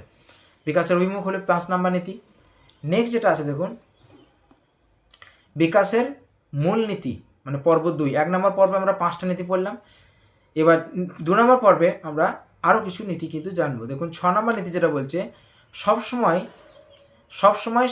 সমন্বয় সাধনের নীতি, যেটা আমরা অনেক আগে বলেছি, সমন্বয় সাধনের নীতি বা ইন্টিগ্রেশন বা সমন্বয় সাধনের নীতি বলতে যে সম্পূর্ণ অংশ থেকে ক্ষুদ্র অংশে যাওয়া এবং পরে সেই নির্দিষ্ট প্রতিক্রিয়াগুলোকে একত্রিত করার কাজ করা, সমন্বয় সাধন। আমরা সবসময় বলেছি দেখুন বিকাশ কি হয়, বিকাশ কিন্তু সবসময় কোন দিক থেকে যায়, সাধারণ থেকে নির্দিষ্ট দিকে, সবসময় কোন দিকে যায়, সাধারণ থেকে কোন দিকে যায়, নির্দিষ্ট দিকে যায়, তাই না? একটা সাধারণ থেকে নির্দিষ্ট দিকে যায়, মানে স্থূল থেকে কোন দিকে যায়, স্থূল থেকে সূক্ষ্ম দিকে যায়, মানে গোটা শরীরের থেকে আঙুলের দিকে যায়, সাধারণ থেকে নির্দিষ্ট দিকে যায়। তাহলে প্রথম আমরা কি হয়, প্রথম আমরা বললাম সাধারণ থেকে নির্দিষ্ট দিকে কিন্তু আমাদের বিকাশ হয়, এবং নির্দিষ্ট প্রতিক্রিয়াগুলোকে একত্রিত করে আমরা কিন্তু কাজ করি, সাধারণ থেকে নির্দিষ্ট দিকে যাই এবং নির্দিষ্ট যে প্রতিক্রিয়াগুলো এলো সেইগুলোকে সমন্বিত করে কিন্তু আমরা কাজটাকে সম্পূর্ণ করি। অর্থাৎ বিকাশের যে ধাপগুলো আছে, স্তরগুলো আছে, তারা মানে যে মাত্রাগুলো আছে, সেই মাত্রাগুলোর মধ্যে সবসময় কিন্তু একটা সমন্বয় সাধন করেই কাজ হয়, ঠিক আছে? নেক্সট হচ্ছে আন্তঃসম্পর্কের নীতি।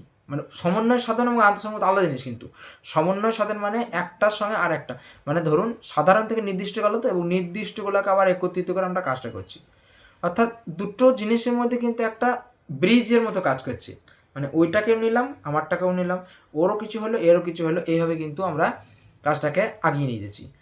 আর আন্তঃসম্পর্ক যে জিনিসগুলো আছে, যেমন শারীরিক, মানসিক, সামগ্রিক বিকাশ, এই যে সব মাত্রাগুলো আছে, এই জিনিসটা কিন্তু আমরা আগেই আলোচনা করেছি, যে মাত্রাগুলো আছে তার মাত্রাগুলো সবাই কিন্তু একজন আরেকজনের সঙ্গে সম্পর্কিত, বোঝা গেল? সমন্বয় সাধনটা আলাদা জিনিস, কিন্তু সমন্বয় সাধন মানে একজন আরেকজনের সাথে সবসময় একটা সমন্বয় রেখে চলবে, ঠিক আছে?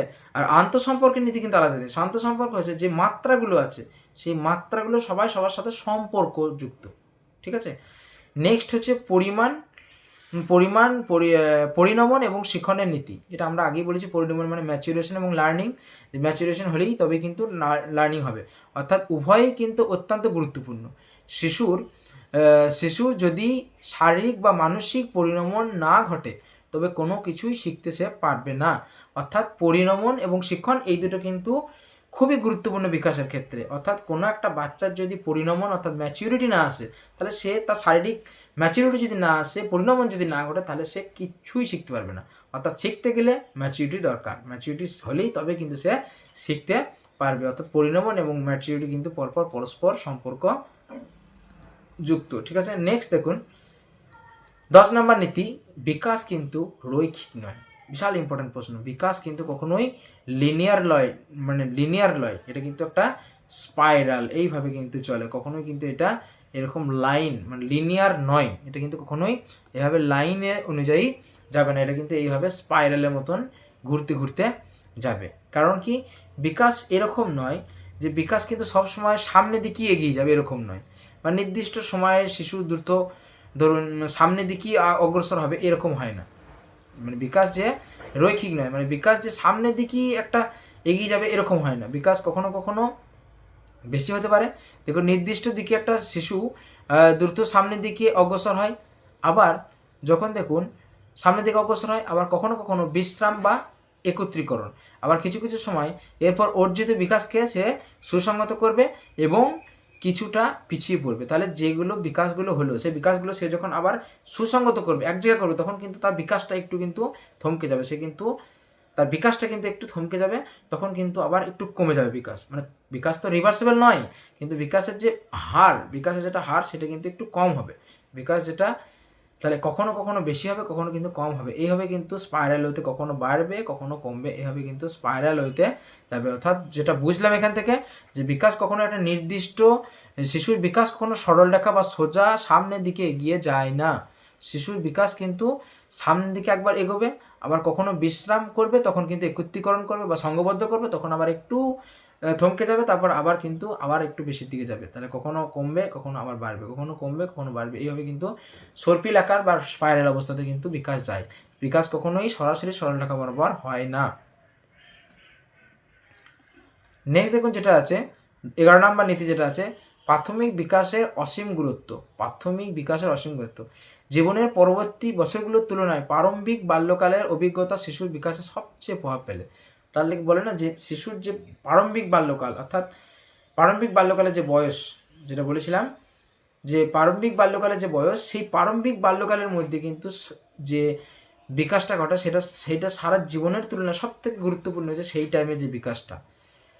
এখানে গুরুত্বপূর্ণ উপাদানগুলি কী কী আছে? এক নম্বর হচ্ছে পুষ্টিগত বিকাশ, মস্তিষ্ক এবং শারীরিক গঠনের উপর প্রভাব ফেলে, কারণ সেই প্রারম্ভিক বাল্যকালে কিন্তু তার পুষ্টিগত উপাদানগুলো কিন্তু ঠিকঠাক দেওয়া উচিত। অর্থাৎ সেই টাইমে তার যদি পুষ্টিগত অভাব হয়, তাহলে তার ব্রেন এবং শরীর দুটোই কিন্তু ঠিকভাবে ডেভেলপ করবে না, যেটা কিন্তু বিকাশের ক্ষেত্রে একটা খারাপ প্রভাব ফেলবে। অর্থাৎ বিকাশ যদি ঠিকঠাক করে হতে হয়, খুব সুন্দরভাবে বিকাশ হতে হয় বাচ্চার, তাহলে কিন্তু যে প্রারম্ভিক বাল্যকাল আছে সেই টাইমে ঠিকঠাক পুষ্টিগুণ মূল্যযুক্ত খাবার কিন্তু বা পুষ্টিগত উপাদান কিন্তু তাকে দেওয়া প্রয়োজন। নেক্সট হচ্ছে প্রাক্ষবিক মানসিক নিরাপত্তার ভিত্তি, অর্থাৎ সেই বয়সে মানসিক নিরাপত্তার ভিত্তি যদি তার ভালো করে দেওয়া হয়, তাহলে তার কিন্তু প্রাক্ষবিক যে উপাদানটা যদি ঠিক দেওয়া হয়, তবেই কিন্তু তার বিকাশটা ঠিক হবে এবং সারা জীবনে সেই বিকাশটা ভালো হবে যদি সে প্রারম্ভিক বাল্যকালে এই সমস্ত উপাদানগুলো সে ঠিকঠাকভাবে পায়। এবং সামাজিক এবং সংস্কৃতি, তাই না, সে সামাজিক এবং সোশ্যাল এবং কালচার, বিশ্বের প্রতি যে দৃষ্টিভঙ্গি সে যেমন শিখবে সামাজিক এবং সংস্কৃতি সম্পর্কে যেমন শিখবে, পরবর্তীকালে তার যে টেন্ডেন্সি সেটা কিন্তু সেইভাবেই থেকে যাবে। ঠিক আছে, এখান থেকে আমরা একটা সিদ্ধান্তে উপনীত হয়, শিশুর জীবনে প্রথম কয়েক বছর তার সর্বোচ্চ মানের যত্ন প্রদান করা কিন্তু অপরিহার্য। অর্থাৎ এই যে এলিমেন্টগুলো বললাম, উপাদানগুলো পুষ্টিগত, প্রাক্ষবিক বা সামাজিক এবং সংস্কৃতি, এই সমস্ত যে উপাদানগুলো আছে, এই উপাদানগুলো কিন্তু এই প্রারম্ভিক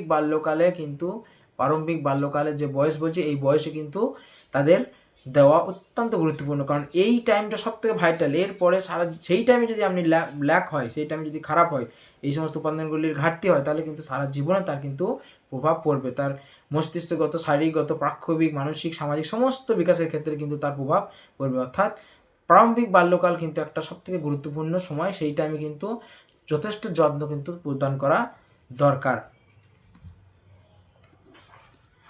নেক্সট দেখুন বিকাশের ভিত্তি বা বংশগতি। আমরা আগেই বলেছি যে বংশগতির সাথে বিকাশের কিন্তু একটা বিরাট সম্পর্কিত আছে। বংশগতি কি? বংশগতি তো আমরা জানি, যারা ক্লাস 10-এ জীবনবিজ্ঞান পড়েছেন, ক্লাস 10-এ, যে জন্মের সময় পিতামাতার কাছ থেকে শিশু যে গুণাবলী পায় সেটাই হচ্ছে বংশগতি বা হেরিডিটি। ঠিক আছে, এবং যেটা বিকাশের সর্বোচ্চ সীমা নির্ধারণ করে দেয়। কোনো একটা শিশুর যে বিকাশ কতটা হবে, বিকাশ করতে গেলে দুটো জিনিস দরকার, দুটো জিনিসের প্রোডাক্ট হয়ে কিন্তু বিকাশ হয়। একটা হচ্ছে বংশগতি, আর একটা কি বললাম, আর একটা হচ্ছে পরিবেশ। তো পরিবেশ তো যদিও খুব একটা ভালো পরিবেশ হয়, কিন্তু তার যদি বংশগতিভাবে হেরিডিটিক্যালি সে যদি ল্যাকিং থাকে, তাহলে কিন্তু তার সর্বোচ্চ সীমানায় কিন্তু সে পৌঁছাতে পারবে না। অর্থাৎ বিকাশের সর্বোচ্চ সীমা নির্ধারণ করে দেয় কিন্তু এই বংশগতি। সর্বোচ্চ সীমানা, সর্বোচ্চ কত দূর যেতে পারবে সেটা কিন্তু এই বংশগতি ঠিক করে দেয়। জীববিদ্যা, দেখুন নিষিক্ত ডিম্বাণুগুলোকে জাইগোট বলে, জীববিজ্ঞানের এটা পার্ট, যেখানে জাইগোট বলে। এটাতে 23 জোড়া ক্রোমোজোম থাকে। 23 জোড়া ক্রোমোজোমের মধ্যে আমরা জানি যে 22 জোড়া এমনি 22 জোড়া নর্মাল ক্রোমোজোম, আর 1 জোড়া কেবলমাত্র শুধু মানে সেক্স ক্রোমোজোম ছাড়া, যে XX আর XY হয়, XX আর একটার ক্ষেত্রে XY হয়, ঠিক আছে? এগুলো আমরা জীবনবিজ্ঞানে পড়েছি। এবার যমজ শিশুর ধরন, দেখুন যমজ শিশু দু ধরনের হতে পারে, একটা অভিন্ন যমজ আর একটা ভিন্ন যমজ। অভিন্ন যমজের ক্ষেত্রে কী হয়, একটি ডিম্বাণু তৈরি হয় সর্বদা একই লিঙ্গের এবং আগ্রহ প্রায় একই থাকে। একই ডিম্বাণু থেকে তৈরি হয়, এখানে কী বলছি, একটি ডিম্বাণু থেকে তৈরি হয়, সর্বদা একই লিঙ্গের হয় এবং আগ্রহ প্রায় একই হয়। এখানে কিন্তু একই লিঙ্গের যমজ, অর্থাৎ দুটোই বয়েজ কিংবা দুটোই গার্লস হওয়ার চান্স বেশি, এটা অভিন্ন যমজ যেটা বলছি। আর ভিন্ন যমজ হচ্ছে এক্ষেত্রে কিন্তু দুটো আলাদা ডিম্বাণু থেকে তৈরি হয়, এখানে কিন্তু একটা ডিম্বাণু থেকেই তৈরি হয়, একটা ডিম্বাণু থেকেই তৈরি হয়। আর এখানে কিন্তু দুটো আলাদা ডিম্বাণু থেকে তৈরি হয়। এখানে কিন্তু যমজ যদিও হয়, সেখানে কিন্তু দুটো আলাদা মানে লিঙ্গের বাচ্চা কিন্তু তৈরি হতে পারে, অর্থাৎ একটা বয়েজ একটা গার্লস এরকম হতে পারে ভিন্ন যমজের ক্ষেত্রে। এবং সেই ক্ষেত্রে দুটো কিন্তু আলাদা, এইটা একটা ডিম্বাণু আর একটা ডিম্বাণু, দুটো আলাদা ডিম্বাণু থেকে কিন্তু তৈরি হয়। কিন্তু যখন অভিন্ন যমজ, অর্থাৎ দুটোই কিন্তু বয়েজ হোক বা দুটোই ছেলে হোক বা দুটোই মেয়ে হোক, তখন যমজ হলেও সেখানে কিন্তু একটা ডিম্বাণু থেকেই তৈরি হয়। এটা গেল যমজের ধরন, একটা হচ্ছে অভিন্ন যমজ আর একটা হচ্ছে ভিন্ন যমজ। নেক্সট দেখুন, বিকাশের উপর পরিবেশের কি প্রভাব, সেটা আমরা অলরেডি একটু আলোচনা করেছি। পরিবেশ কি? পরিবেশ হচ্ছে একজন ব্যক্তি জিন বাদে তার চারপাশে সব কিছু হলো পরিবেশ। জিন মানে তো হেরিডিটি চলে এলো, মানে পূর্বোক্ত জেনারেশন থেকে যেটা পাই সেটা বাদে বাকি সব কিছুই হলো আমাদের পরিবেশ, ঠিক আছে? এই পরিবেশগত উপাদানগুলির মধ্যে কী কী আছে? ভৌত পরিবেশ, সামাজিক প্রকৃতি, তারপর সাংস্কৃতিক এবং নৈতিক পরিবেশ, প্রাক্ষবিক শক্তি, এই সমস্তগুলো কিন্তু আমাদের পরিবেশের উপাদান, ঠিক আছে? এই পরিবেশের উপাদানের ক্ষেত্রে দেখুন শিক্ষকের একটা ভূমিকা আছে। একজন শিক্ষক সর্বদা সর্বোত্তম পরিবেশ প্রদানের চেষ্টা করতে হবে, যাতে শিশু অন্তর্নিহিত ক্ষমতাগুলি বিকশিত হতে পারে। এবার দেখুন কেন এই কথাটা বলা হচ্ছে, যে পরিবেশ মানে এরকম ভেবেন না যে পরিবেশ মানে আমরা ভূগোলে যেমন পড়ি যে চারপাশের যে জিনিস সেটাই পরিবেশ, না। এখানে সাইকোলজিতে পরিবেশ বলতে কিন্তু শুধুমাত্র যে ফিজিক্যাল পরিবেশ, ওটা ফিজিক্যাল হলো, বা সামাজিক বলতে ফিজিক্যাল হলো, তারপর সামাজিক পরিবেশ আছে, নৈতিক পরিবেশ আছে, কালচার আছে, ঠিক আছে, ইমোশন আছে। তো সেই সমস্ত কিছু পরিবেশকেই তার কাছে কিন্তু মানে একটা শিশুর কাছে কিন্তু ঠিকঠাক সব ভালো, সব সেই সমস্ত কিছু পরিবেশে কিন্তু পরিবেশের উপাদানগুলিও কিন্তু তার কাছে শিক্ষকের উচিত ভালো করে মানে ভালো দেওয়া আর কি, ঠিক আছে, ভালো প্রদান করা, ভালো পরিবেশ প্রদান করা। কারণ যদি এগুলোর মধ্যে কোনো একটা না হয়, কোনো একটা বাচ্চা যদি ঠিকঠাক পরিবেশ না পায়, সব কিছু যদি ঠিকঠাক না পায়, তবে কিন্তু তার বিকাশ স্বয়ংসম্পূর্ণ হবে না। বা সে যদি ঠিকঠাক পরিবেশ না পায়, তাহলে কিন্তু তার যে যে অন্তর্নিহিত যে ক্ষমতা, বাচ্চার মধ্যে যে অন্তর্নিহিত ক্ষমতা, সেটি কিন্তু প্রকাশ করতে পারবে না, তাই না? কোনো ক্লাসে যদি টিচার এরকম করে সারাক্ষণ, মানে এরকম যদি পরিবেশ না দেয়, তাকে যদি ঠিকঠাক মানে যদি বলতে না দেওয়া হয়, তাকে যদি সবসময় টিচার যদি বকাঝকা করে, তাহলে কী হবে? সে বলতে পারবে না। তাহলে তার মধ্যে যে ক্রিয়েটিভিটি আছে, তার মধ্যে যে অন্তর্নিহিত ক্ষমতা আছে, মানে কী বিষয়ে তার ক্ষমতা আছে, হতে পারে সে পড়াশোনা কম পাচ্ছে, অঙ্ক ভালো কম পাচ্ছে, কিন্তু কোনো একটা জিনিস আছে তার মধ্যে কিন্তু সেটা আছে, কিন্তু সেটা যদি টিচার সেই সুযোগটা না দেয়, সেই পরিবেশটা তৈরি না করে দেয়, তাহলে সেই ক্ষমতাটা বেরিয়ে আসবে না। তাহলে শিক্ষকের সবসময় প্রয়োজন তাকে কিন্তু মানে সর্বদা সর্বোত্তম পরিবেশ কিন্তু প্রদান করা উচিত, যাতে তার অন্তর্নিহিত ক্ষমতাগুলি কিন্তু বিকশিত হয় এবং প্রকাশ পায়, ঠিক আছে? নেক্সট লাস্ট যে উডওয়ার্থ একটা সাইকোলজিস্ট, যার ওনার মতে যে মানব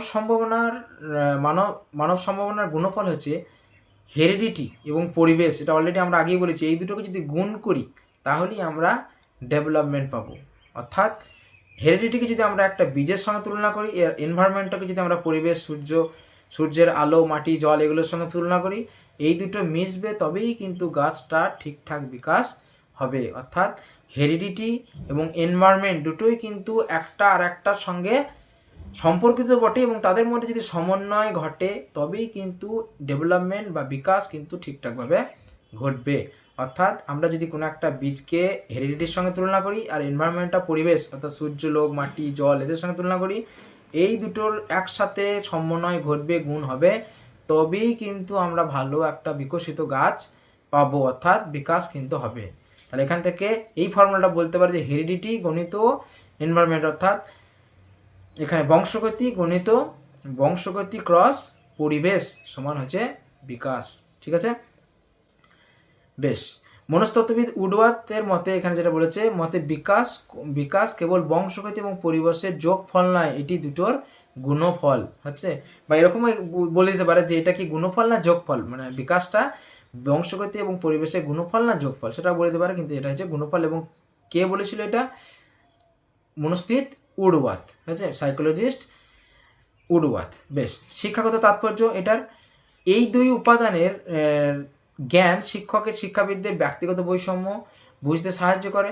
ঠিক আছে, ব্যক্তিগত বৈষম্য মানে ধরুন বারবার বলছি, পরিবেশ যদি ভালো হয় তার সঙ্গে তার হেরিডিটিক্যালি কোনো সমস্যা আছে কিনা সেটাও কিন্তু বোঝা যাবে এটার মাধ্যমে।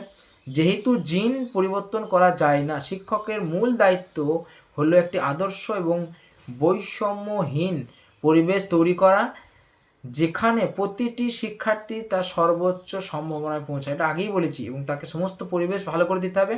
এবং যেহেতু দেখুন দুটোর গুণফল বিকাশ, সেহেতু এইটা কিন্তু কখনোই পরিবর্তন করা সম্ভব নয়, কারণ সে যেটা পূর্বত্ব জেনারেশনের কাছ থেকে যে বংশগতি বা যে হেরিডিটি নিয়ে এসছে সেটা কিন্তু আমাদের হাতে আর নেই, সেটা পাল্টানো সম্ভব নয়, কিন্তু এইটা কিন্তু পাল্টানো সম্ভব, পরিবেশ কিন্তু পাল্টানো সম্ভব। তাই শিক্ষকের, আদর্শ শিক্ষকের দায়িত্ব হবে যে একটা বৈষম্যহীন পরিবেশ তৈরি করে দেওয়া, যাতে তার পরিবেশটা যেন ঠিকঠাক তৈরি করে দেওয়া হয়, বৈষম্যহীন পরিবেশ তৈরি করে দেওয়া, যাতে কিন্তু সে এখানে কমতি থাকলেও কিন্তু সে তার বিকাশটা কিন্তু সর্বোচ্চ করতে পারে। তো এটাই অনেকটা ভিডিও লেন্থ হয়ে গেছে, তো আমরা নেক্সট আজকে আর কোয়েশ্চেনের দিকে এগোচ্ছি না। তো প্রত্যেকটি টপিক পড়বেন, মানে যেটা বললাম ভিডিওটা স্কিপ করে গেলে কিছু বোঝা যাবে না, কারণ সাইকোলজি আমরা আগের দিনই বলেছিলাম সিডিপির উপরে 80 মার্কস আছে, টোটাল 150-র মধ্যে কিন্তু সিডিপির উপরে নয়, টোটাল শিক্ষাবিজ্ঞান মানে সিডিপি মানে চাইল্ড ডেভেলপমেন্ট আর পেডাগোগি, আর যেটা বলেছিলাম আর একটা pedagogy, child development and pedagogy, আর শুধু পেডাগোগি যেটা হয়, সাবজেক্টিভ পেডাগোগি যেটা হয়, সেই দুটো মিলে কিন্তু 80 মার্কস আছে। তো এইটার উপরে 30 আছে, এটা আমরা আগের দিন অলরেডি আলোচনা করেছি কি না আছে। তো এইটা কিন্তু খুব ভালো করে যদি না জানা যায় তাহলে কিন্তু ম্যাক্সিমাম স্কোর করা যাবে না, এবং স্কিপ করে দেখলে হবে না, ঠিকঠাকভাবে কিন্তু প্রত্যেকটি জিনিসকে বোঝার চেষ্টা করতে হবে। এবং কোনো জিনিস টপিক যদি বুঝতে না পারেন অবশ্যই কমেন্ট করবেন, এবং সেইটা নিয়ে সেই টপিকটা আমরা কিন্তু পরবর্তী ভিডিও, যখন আমরা বললাম পরবর্তী ভিডিওতে এই যে টপিকটা আমরা পড়ালাম আপনারা পড়ুন, এইটার উপরে কিন্তু 50টা কোশ্চেন, কিন্তু আমরা 50টা কোশ্চেন নেক্সট দিন আমরা নেক্সট ভিডিওতে আমরা আলোচনা করব। ঠিক আছে, এই টপিকের উপরে, টপিকটা ভালো করে পড়ুন। কোনো টপিক বুঝতে না পারলে অবশ্যই কমেন্ট করবেন, ভিডিওটা অবশ্যই সবার সাথে শেয়ার করবেন। ঠিক আছে, তবে কিন্তু একটু ঠিকঠাক হলে তারপর কিন্তু কারণ যদি শেয়ার না করেন ঠিকঠাক, ভিডিও যদি না হয়, তাহলে আপনার ভিডিও করতে ঠিকঠাক ভালো লাগবে না, তাই না? এটা তো আপনাদের ভালোর জন্য ভিডিওটা বানানো হয়েছে, তো অবশ্যই কিন্তু ভিডিওটা সবার সাথে শেয়ার করবেন। তো এটাই আজকের ক্লাস ছিল, আজকে ভিডিও অবধি, ধন্যবাদ।